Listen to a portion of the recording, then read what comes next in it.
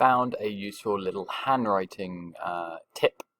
So if you go online, this website is 1001 free fonts, but there's many that you can find.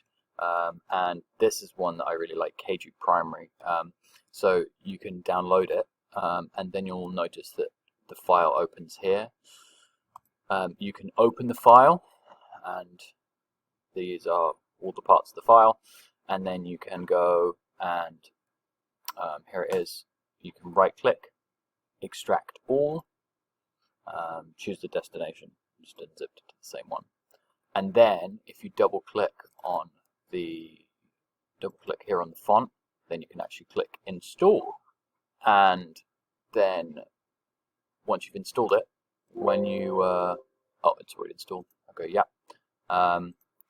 Then if I go into my Word, and let's say I open up a new thing and I start typing, I can go up to here, and the font, if you remember, was called KG Primary, and now I can start typing, and I've got those lines, and it's just the morning bell, and I can make it bigger.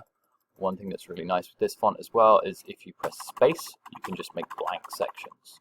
So let's say I want to write Mr. Leach reads a story, and then you can do some blank lines after it. So great quick way to get fonts for handwriting, printing, and writing on your computer.